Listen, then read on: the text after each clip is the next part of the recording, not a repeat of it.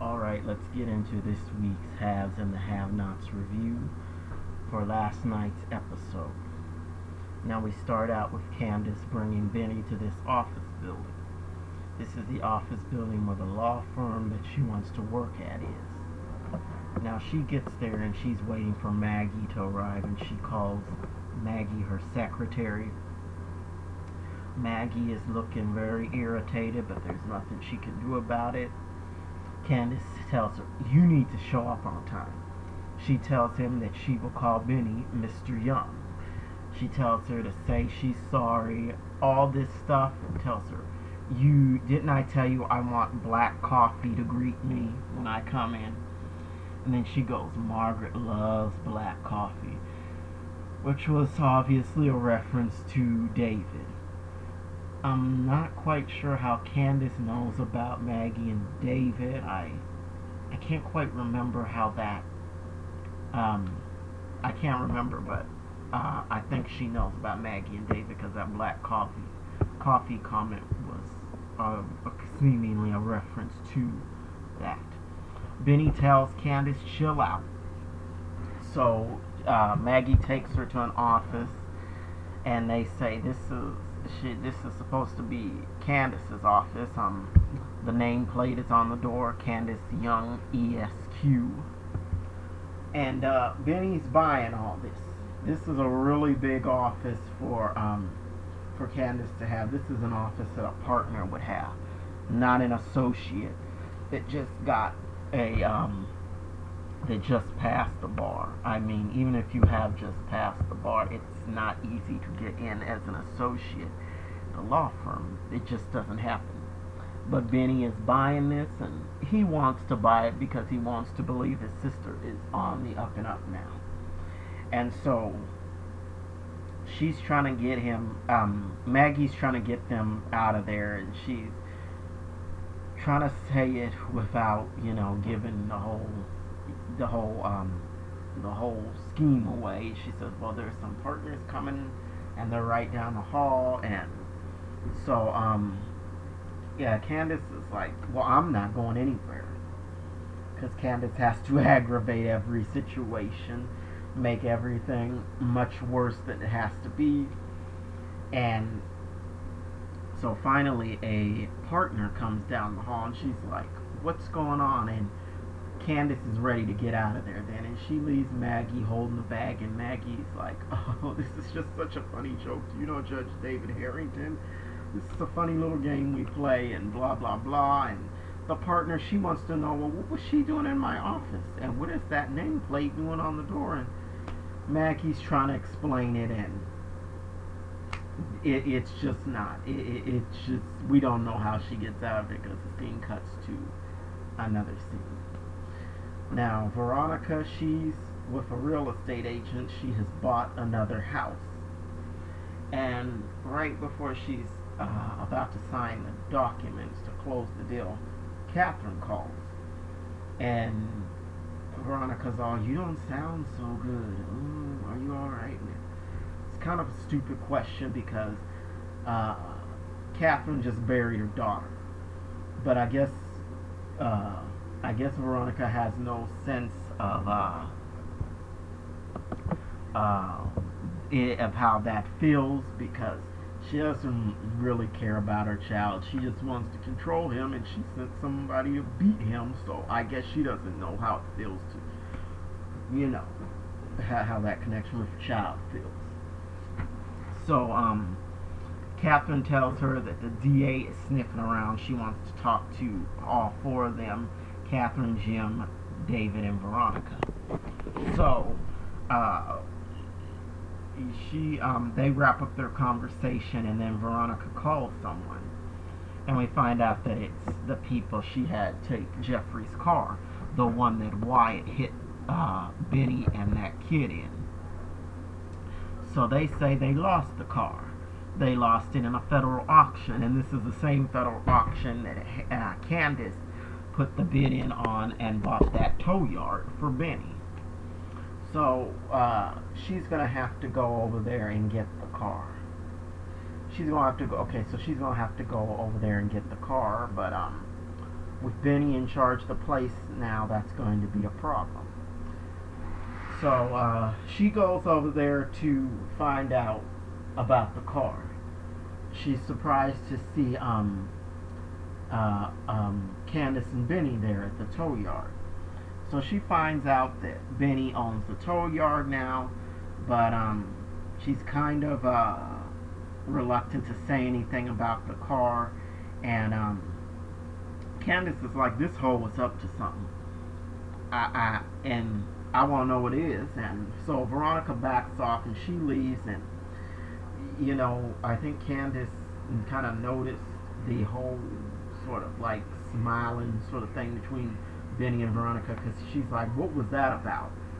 And Benny doesn't want to say anything, and I think Candace is going to hit the roof when she finds out about Benny and Veronica. She can't stand Veronica, and you know how that goes. And also we find out that Candace bought a car for Hannah, and it was the car that girl last season sold to Benny just because she made up the story about, oh, my boyfriend gave me this car, I don't want it anymore, just take it. That was a setup, that was a front, so that Candace could give that car to Hannah. But that's the car that Benny wrecked when he got into a big old thing with Quincy last season, or in the previous half of this season. So,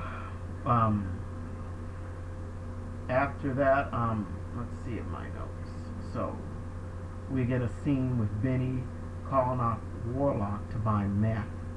And I don't quite understand the point of this scene, but I think it has something to do with Quincy and what happens later in the episode. And so, Benny goes home, and him and Hannah have a conversation. It's basically about Candace, and Benny wants to believe that Candace is working. Hannah's not buying it, and she says Candace is going to be Candace, and that's her child, so clearly she knows what her child is going to do. So Hannah's just not buying it, and Hannah wants to talk some more about Veronica, and Benny's like, I'm out. He leaves. So he goes on, and he goes to bail out Quincy. He puts up $5,000 to get Quincy out. Now, we're going to talk more about them at the end, but let me just talk about a bit about the Cryer family. So Catherine wants to know where Wyatt is, and she's saying, well, where is he? She wants to know how Jim is handling this. You can see that she doesn't trust Jim to handle this properly, because there are other things that he's handled, and they have not ended well at all. So he tells her, I sent Wyatt to prison for a week, and she's like, well, he's not going to make it a night in there, which is true. And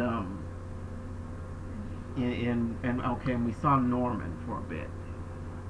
Norman was at the Cryer mansion, and he has to see his wife, and Jim's like, well, don't start begging, and if you're on your best behavior, you can see your wife, blah, blah, blah, don't try anything, all of this. And Norman looks like he needs to eat. He's so thin, like, he's like, like a twig. He would break. So that's what was going on at the Cryer mansion and at prison, all this scene. These scenes were so terrible. I felt so bad for Wyatt. Now, Wyatt is in this cell, and he's by himself at first. And in comes this big, just evil-looking guy. And right off the bat, he's just like saying that he's going to rape Wyatt. And Wyatt's like, you're not going to touch me. You're not going to touch me. And the guy's like, well, when lights go out, it's on. So later on, lights go out, and he just starts trying to rape Wyatt. And Wyatt's like, he's not so big and bad now. I mean, he can talk his stuff with his family, where it's easy to say all that stuff. But now he's in some serious trouble now. Wyatt isn't a small guy. He's pretty he has some muscle and stuff, but this guy made him look this guy just dwarfed him, and he's fighting with Wyatt, and Wyatt was doing a good job trying to fight him off, but finally the guy kind of overcame him, and Wyatt was calling for the guard, and the guard comes, and the guard puts a stop to it, and that buys Wyatt a little bit of time, and this nasty prisoner, he's like, well, shift changes every minute, every 30 minutes. Those guards don't care. And Wyatt is just terrified. So the next shift starts, and the guard comes in, and this guard, he just kind of tells Wyatt, don't just bob and weave, and poor Wyatt is trapped in there, and frankly, I don't see how this is going to help. I mean, this is just going to make Wyatt's situation even worse if he is raped. I mean, it's bad enough that Amanda got raped. I mean, Jim's going to let the same thing happen to Wyatt. I mean, Catherine will probably really go off on Jim if that happened to Wyatt. And it's happened, this would be the second time that it happened to him, because it happened to him at camp when he was a kid. And Jim was talking to David about that, and he's saying, I feel guilt over that because I was with Celine and I was not there to protect my son. Jim's doing all this crying and stuff, and really the only reason why Jim is doing this is to shut Wyatt up so that he won't spoil his whole campaign, because if Wyatt goes out and tells the truth, that's going to make Jim look like a big fraud and sink any chance that he has of getting elected to the governorship, and he'd likely go to jail too, along with David and Veronica, because they were complicit in the cover-up. Catherine probably would be safe, because I don't think that she knows about the cover-up, but I don't think she actually has a hand in it where she could get into trouble. But as for David and Veronica, they're going to be in some trouble because they played some games of their own that can be traced back to them. Anyway, let me get to the final scene, which is Benny picking up Quincy at the jail. Now Quincy gets in the truck. This is a truck that was at the tow yard, and Benny kind of did some work on it and got it running so he could go pick up Quincy. Now Quincy has a seatbelt on, and Benny's like, what kind of thug wears a seatbelt? And Quincy's like, the kind that don't trust your ass. Quincy's smart. He knows that Benny is up to something. So Benny goes into this screed about, did you hit my mama? And Quincy don't care. He just say, yeah, I slapped that bee down. And wait till I get to your sister. So I don't know why Benny had the meth. I think Benny may have taken the meth to make himself get crazy and get in the frame of mind to do what he was about to do. Or maybe he was going to plan it on Quincy. I don't know what he did with the meth. We'll find out next week. So Benny starts speeding up, and Quincy's like, ha ha ha ha ha ha. And he's not really taking this whole situation seriously. He thinks that Benny is bluffing. He thinks, yeah, what you gonna do? You ain't gonna do nothing. And so Benny keeps driving, and he says, I'm gonna kill you. Quincy doesn't think he's serious. He thinks Benny is bluffing.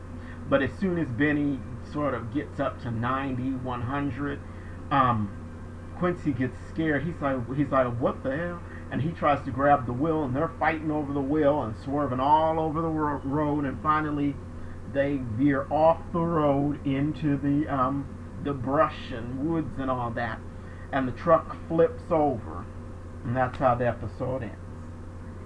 So Benny's getting in another car accident.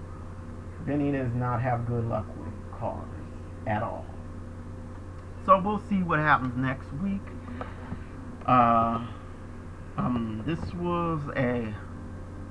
was a good episode, not as intense as the last couple of episodes, but it was good, and hoping that we get some good stuff next week too. So don't forget to tune into the show next week, and also do not forget to like and comment these reviews if you enjoy them, and come back next week for my review of the Haves and the Have-Nots. Thanks, and deuces.